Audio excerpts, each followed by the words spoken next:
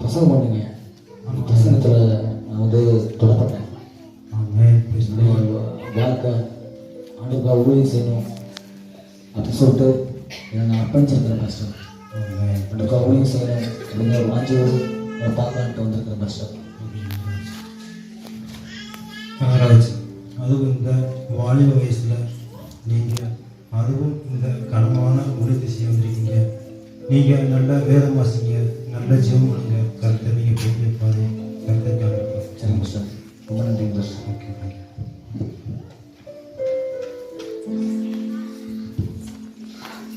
அர்ப்பணித்தே அர்ப்பணித்தே என் ஆவி ஆத்மா சரீரம் அர்ப்பணித்தேனையா, அர்ப்பணித்தே அர்ப்பணித்தே என் ஆவி ஆத்மா சரீரம் அர்ப்பணித்தேனையா, அர்ப்பணித்தே அர்ப்பணித்தே என் ஆவி ஆத்மா சரீரம் அர்ப்பணித்தேனையா ஊழியத்துக்காக.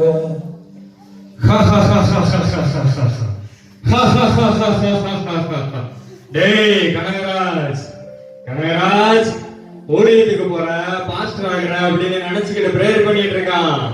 வேணாம் கனகராஜ், ஊழியெல்லாம் ரொம்ப கஷ்டம். இந்த உலகத்திலேயே நான் உருவாக்கின கம்ப்யூட்டர் இருக்கு, பேஸ்புக் இருக்கு, வாட்ஸ்அப், இன்ஸ்டாகிராம்லாம் இருக்கு, நிறைய ஃப்ரெண்ட்ஸ் எல்லாம் கூட இருக்கு. அதுல போய் ஜாலியா இரு. ஊழியெல்லாம் உனக்கு வேணாம். நான் ஃப்ரெண்ட்ஸ் மூலம் உன்னை அனுப்புனேன், ஆனா நீ ஊழியத்துக்கு தான் போவேன்னு அடம்பிடிக்கிற. நான் ரொம்ப பயங்கரமானவன் கனகராஜ். வேணாம், மாத்திக்க, உன் மனச மாத்திக்க.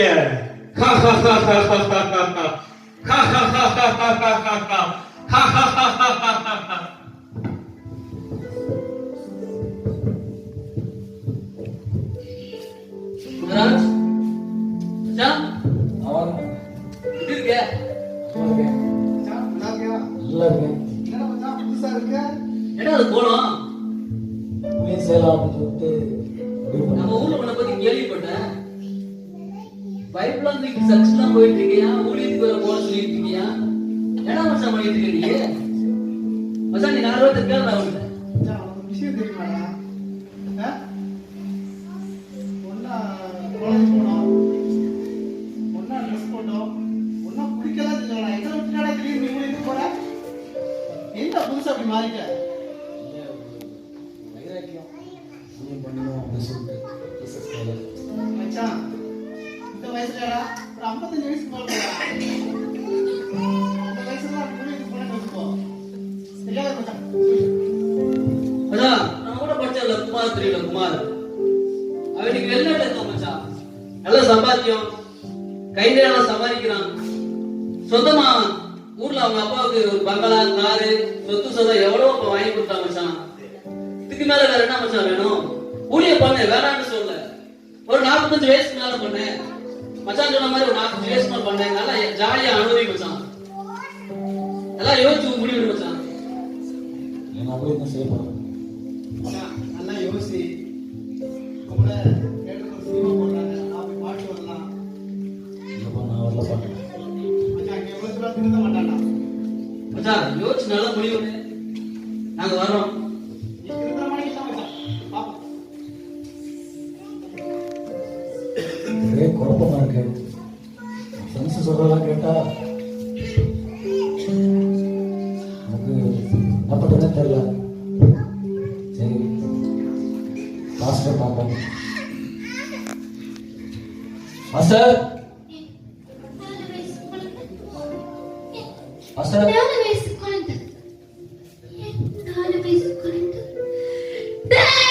அம்மா, அது நான் இல்லம்மா.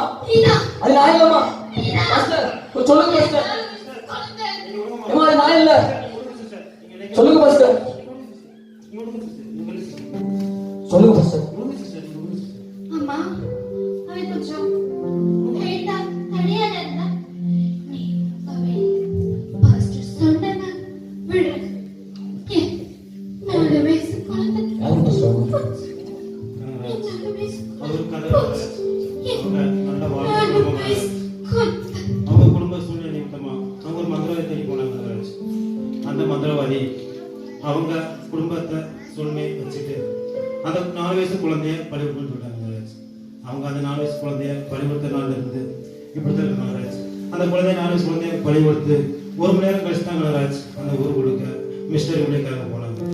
அந்த ஊழியக்காரங்க போன உடனே அம்மா நீங்க 1 மணி நேரத்துக்கு முன்னாடி இருந்தீங்கன்னா என் குழந்தைய காப்பாத்திக்கலாமே அப்படின்னு சொல்லி அழுது மனதில் பாதிக்கப்பட்டு இருக்காங்க.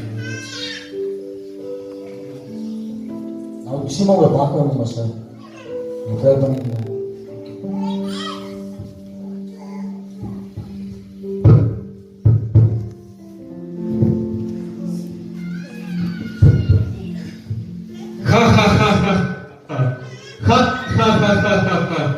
கனகராஜ் எவ்வளவு சொல்லி கேட்க மாட்டேன்றா கேட்க மாட்டேன்ற. ஃப்ரெண்ட்ஸ் மூலியமா கூட நான் அவனை அறிவுறுத்தினேன். ஊழியம் பண்ணாத பாஸ்டர் ஆகாதே கேட்க மாட்டேன்றான்.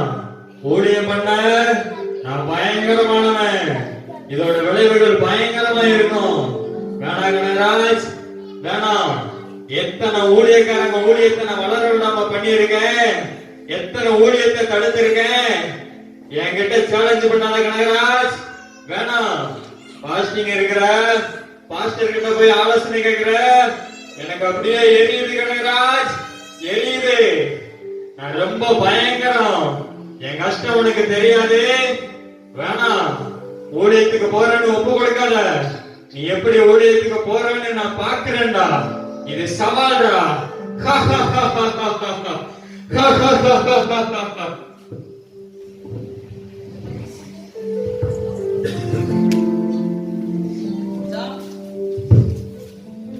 மச்சான், என்னடா என்ன பண்ணிட்டு பண்ணிட்டு இருக்க? இருக்க? அதான் எனக்கு சொல்லிட்டேன் நான் ஊருக்கு போகலாம் அப்படின்ட்டு. நீ மச்சான் மச்சான் திருந்த மாட்டானா மச்சான்? இவன் ஒரு வேலைக்கு ஆக மாட்டான். எனக்கு மச்சான் மட்டும் அவ்வளவு திருத்தமா குமார் பத்தி சொன்னான். ஏன்டா மச்சான் இவ்வளவு கேட்டு நீ திருந்தாம இப்படியே இருக்க? கொஞ்சம் யோசிடா மச்சான். மச்சான், ஒரு விஷயம் தெரியுமா? நீ நியூஸ் பேப்பர் டிவி எல்லாம் பாக்குறியா? ஊழியன்னு சொல்லிட்டு போறாங்க மச்சான். இன்னைக்கு போறவங்க நாளைக்கு உயிரோட வரதான் மச்சான்.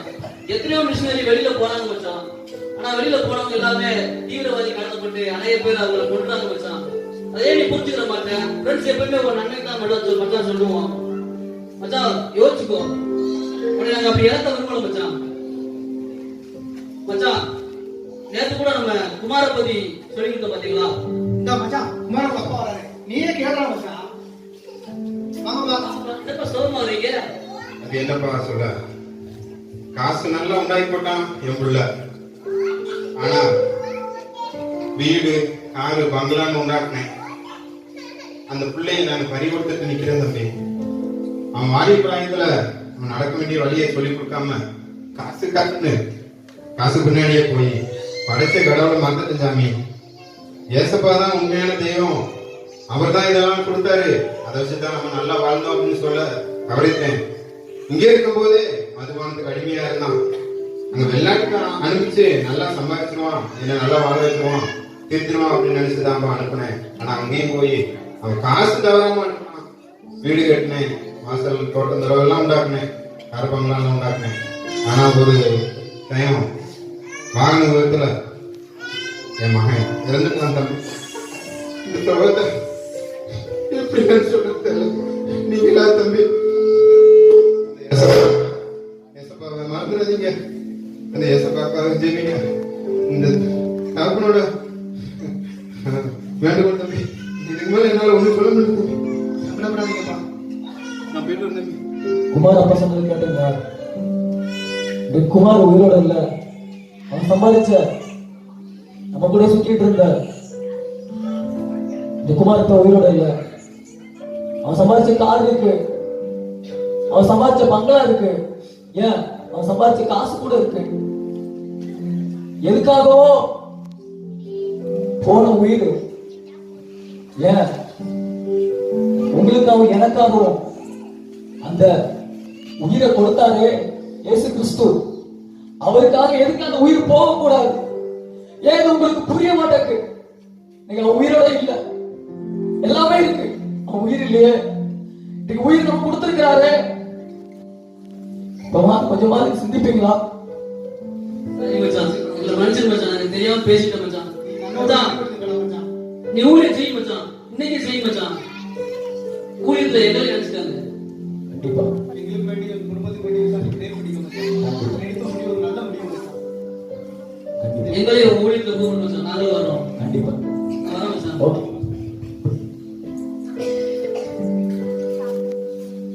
அண்ணே கனகராஜி, வாங்கப்பா. இன்னைக்கு நீ வீட்டுல இருக்கியாப்பா? எப்ப பார்த்தாலும் ஊழியமே போற நேரத்துக்கு சாப்பிடுறியா நீ?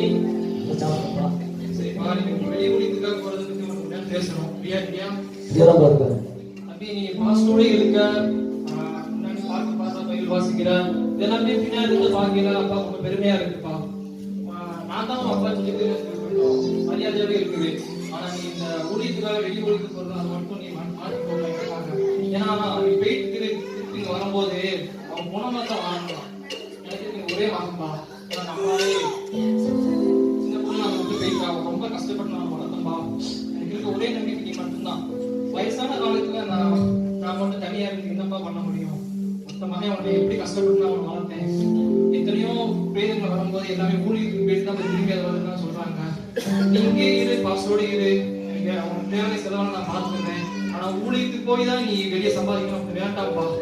புரிஞ்சுக்கோ, என் அப்பா ஒரே மகன், நம்பிக்கை பெரிய ஆசையெல்லாம் வச்சிருக்கேன்ப்பா. புரிஞ்சுக்கோப்பா, ஒரு தடவை முடிய மட்டும் பார்த்துக்கோ. என்ன எந்த முடிவு எடுத்தாலுமே அப்பா மட்டும் நீ மனசுல வச்சுக்கோப்பா. இது ஒரு தப்பா? சின்ன வயசுல இருந்து வளர்த்து ஆளாக்கி பிரதரோட படிக்க வச்சு ஆளாக்கியிருக்காரு. அப்பாவை இழந்துட்டு அப்படி ஊழியத்துக்கு நான் போகணுமா? ஒரே குழப்பமா இருக்கு. பாஸ்டர்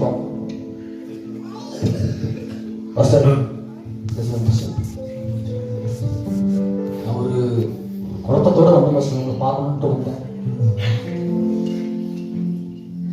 நீ சொல்லுங்க சார், சொல்லுங்க. நம்ம ஒரு இம்பார்ட்டன்ட் மீட்டிங் போயிட்டு வரணும், பார்க்க போயிருக்கோம் நாராஜ். சரி, நீங்கள் வாங்க பேசிட்டு போகணும் நாராஜ். ஓகே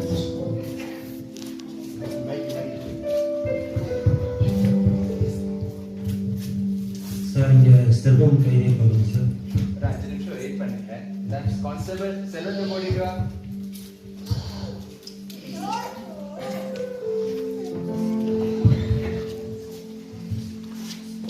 பேசலாம் சார். மிஸ்டர் செல்வம். சொல்லுங்க சார், இவ்வளவு தூரம் என்ன பார்க்க வந்திருக்கீங்க? சொல்லுங்க சார். தம்பி அது சார். அதே ஊழியத்துக்கு போட்டு வரணும் செல்வம். ஆமே, பேசலாம். சொல்லுங்க சார், இவ்வளவு தூரம் என்ன பார்க்க வந்திருக்கீங்க? செல்வம், நான் கேள்விப்பட்டேன் உங்களுக்கு நாளைக்கு மரணம் தண்டனை. நினைக்க ரொம்ப கஷ்டமா இருக்கு சொல்லுவோம். அதனால உங்களை பார்த்து ப்ரே பண்ணிக்கலாம்னு சொல்லுவோம். பாஸ்டர், எனக்கு நாளைக்கு தூக்கத்தை இருக்குங்களா பாஸ்டர்? பாஸ்டர், பிலிப்பியர் 1:21 எழுதியிருக்கு பாஸ்டர், கிறிஸ்து எனக்கு ஜீவன், சாவு எனக்கு ஆதாயம் சொல்லி. Amen. Praise the Lord. Pastor, நாளைக்கு எனக்கு தூக்குதான் பாஸ்டர். ஆனா எனக்கு என் சாபம் பிடிச்சி எனக்கு கொஞ்சம் கூட பயம் இல்லை பாஸ்டர். ஏன்னா நாளைக்கு நான் செத்துட்டேன்னா பரலோகத்துல எங்க அப்பா கூட இருப்பான் pastor. Amen. Praise the Lord. ஆனா எங்க கிராமத்துல எத்தனையோ பேர் இயேசுனா யாருன்னே தெரியாம இருக்காங்க பாஸ்டர். அவங்களுக்கும் யார் பாஸ்டர் ஆண்டவரை பத்தி சொல்லுவோம்? பாஸ்டர், நான் உலகத்தானா இருந்து உலகத்துல இயேசு கிறிஸ்துனா யாருன்னே தெரியாம சுத்திக்கிட்டு இருந்த போது நீங்க வந்து எனக்கு ஆண்டவரை பத்தி சொன்னீங்க, ஆண்டவருடைய அன்பை குறிச்சு எனக்கு சொன்னீங்க. நான் இன்னைக்கு ரட்சிக்கப்பட்டு இன்னைக்கு நான் ஆண்டவரை ஏத்துக்கிட்டேன் பாஸ்டர். எனக்கு நம்பிக்கை இருக்கு பாஸ்டர். நாளைக்கு என்ன தூக்குல போட்டாலும் நான் பரலோகத்துக்கு போயிடுவேன் நம்பிக்கை இருக்கு பாஸ்டர்.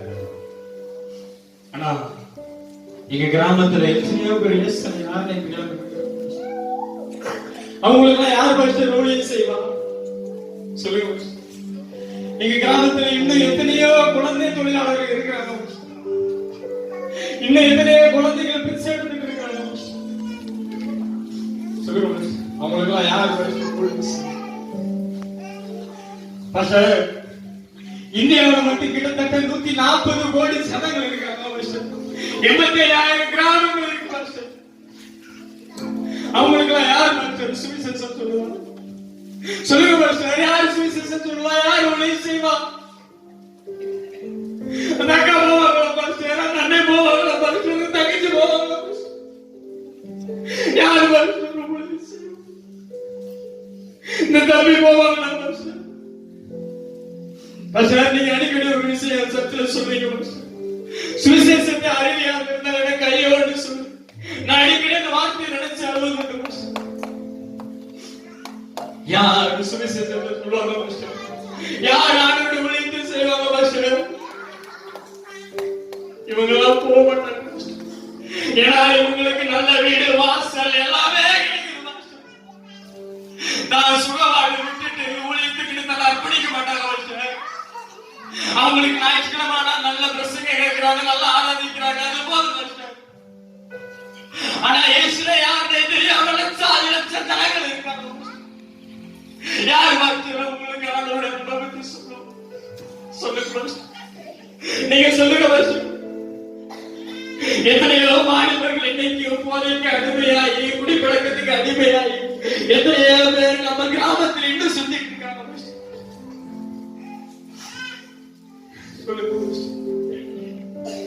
யார் பாஸ்டர் ஆண்டவருடைய ஊழியத்தை செய்யறதுக்கு போவோம்? நானும் மற்றவங்களை மாதிரி சாதாரண மனுஷனா இருந்தேன் பாஸ்டர். எனக்கு ஏன் ஊழியம் பண்ணீங்க? எனக்கு ஆண்டவரை பத்தி சொல்லி கொடுத்தீங்க? எனக்கு என்ன வார்த்தை கொடுத்தீங்க? இன்னைக்கு எனக்கு வேலையா இருக்கு பாஸ்டர். பாஸ்டர், எங்க கிராமத்தில் எனக்கு ஒருத்தருக்கு தான் பாஸ்டர் இயேசுனா என்னன்னு தெரியும், யாருன்னு தெரியும், ஒரு நண்பன் என்னன்னு தெரியும்.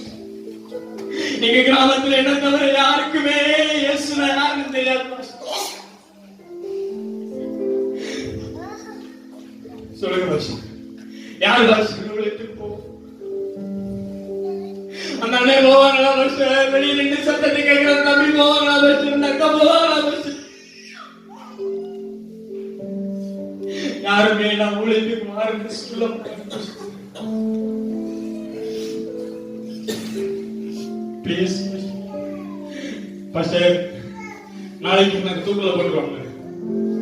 என்ன தூக்கல போட்ட பிறகு நாங்கள் ஒரு கூட சுமந்து போயிடும்.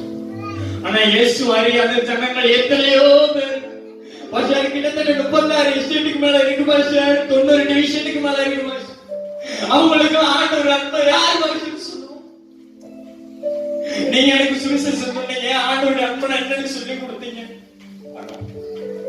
யாருமே இயேசுவை யாருமே தெரியாத ஜனங்களுக்கு யாரு பாஸ்டர் ஊழியம் செய்ய சொல்லுங்க பாஸ்டர். நாளைக்கு நான் செத்த பிறகு யாரு ஊழியத்துக்கு போகணும் பாஸ்டர்? யாரையாவது ஊழியத்துக்கு போகணும் பாஸ்டர்? உங்க கால கூட விழுந்துடும் பாஸ்டர். நான் போறேன். அழகாதீங்க, நான் போறேன். அந்த கதையில நான் போறேன். நீங்க அழகாதீங்க. வந்து சொல்லுங்க. வந்து சொல்லுங்க. நீங்க ஒளிந்து போடு தம்பி. தம்பி நீங்க ஒளிந்து போடு. நீங்க ஒளிந்து போடு தம்பி. நீங்க ஒளிந்து போடு தம்பி. அண்ணா சொல்லுங்க மாஸ்டர், ஒளிந்து போடு.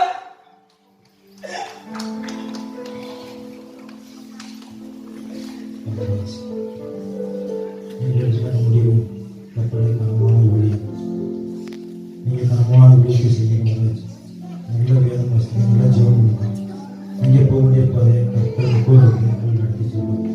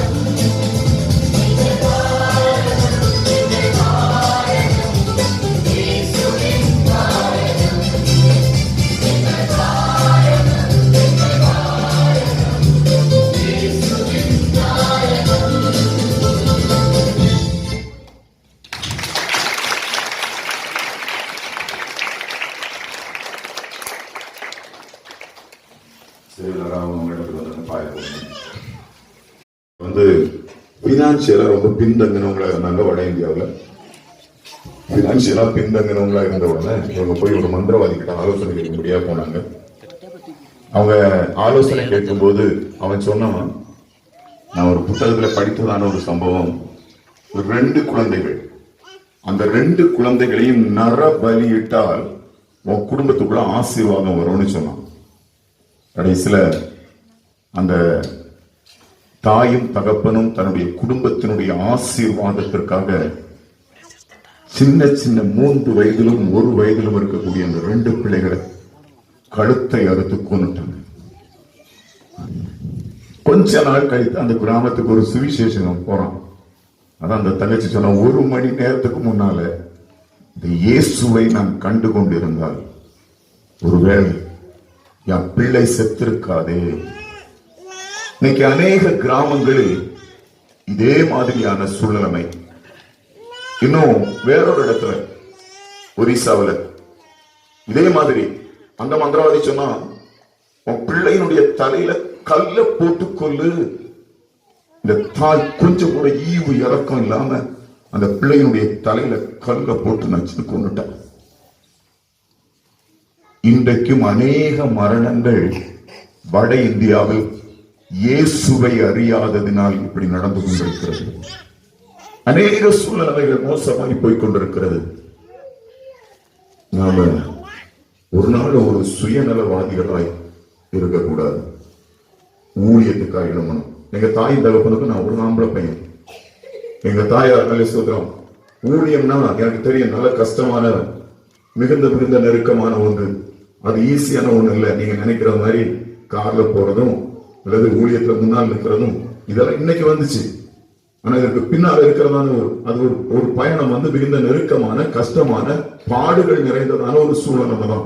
ஆனா என்னுடைய தாயின் தகப்பனும் அவங்களுக்கு நல்லா தெரியும், இதுல 10 பைசா வருமானம் இருக்காது. அநேக நேரங்களில் கஷ்டங்கள், அநேக நேரங்களில் பாடுகள், அநேக நேரங்களில் பிரயாசங்கள். தன்னுடைய ஒரே பையனாகி என்ன ஊழியத்துக்கு ஒப்பு கொடுத்தாங்க. என்னன்னாலும் பரவாயில்ல, ஊழியம் செய்யட்டும். ஊழியத்திற்கு பிற்காலத்தில் ஒரு ஆசீர்வாதம் உண்டு. இன்றைக்கு அலிஸ்தோத்திரம் அநேகர் அழிந்து கொண்டிருக்கிறதுனால எத்தனை பேர் ஊழியத்திற்காக உங்களுடைய பிள்ளைகளை நீங்க ஒப்பு கொடுக்க முடியும்? ஹல்லேலூயா. நான் செய்கிறேன் என்று சொல்லி எத்தனை பேர் எழும்ப முடியும்? வாசிக்கலாம். எசேக்கியேலுடைய புஸ்தகம் 3ஆம் அதிகாரம் அதனுடைய 17ஆம் வசனம். எசேக்கியேல் 3:17. என் ஆத்துமாவை சமாதானத்துக்கு தூரமாக்கினார். 3:17. மனுபுத்திரனே, உன்னை இஸ்ரவேல் வம்சத்தாருக்கு காவலாளனாக வைத்தேன். நீ என் வாயினாலே வார்த்தையை கேட்டு என் நாமத்தினாலே அவர்களை எச்சரிப்பாயாக. அல்லேலூயா. வசனம் சொல்லும்போது எசேக்கியேலை பார்த்து கர்த்தர் பேசும்போது பேசுறாரு, அல்ல ஸ்தோத்திரம், நான் உன்னை இந்த ஜனத்திற்கு காவலாளனாக வைத்தேன். அல்லேலூயா. 2021ஆம் ஆண்டு இன்னும் ஒரு 2 மணி நேரத்துல முடிய போகுது. 2022ஆம் ஆண்டுக்குள்ளே காலடி எடுத்து வைக்க போறோம். கொஞ்சம் யோசிப்போம். ஸ்தோத்திரம், நம்மை இந்த தேசத்திற்கு கர்த்தர் காவலாளனாக வைத்திருக்கிறார். அல்லேலூயா, அல்லேலூயா.